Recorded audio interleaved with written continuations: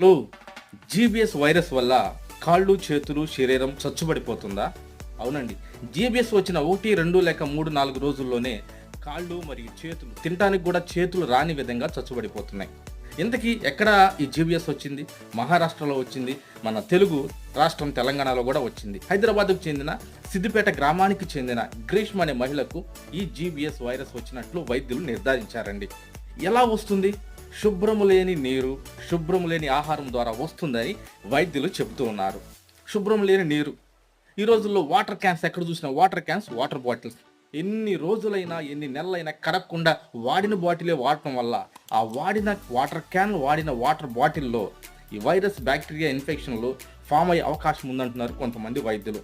అదేవిధంగా ఆహారం సరిగ్గా ఉడకని ఆహారం ద్వారా కూడా ఈ వైరస్ రావచ్చు అంటున్నారు కొంతమంది. ఏదేమైనప్పటికీ వేడి నీళ్లు కాచుకుని చల్లార్చుకుని తాగటం మంచిది.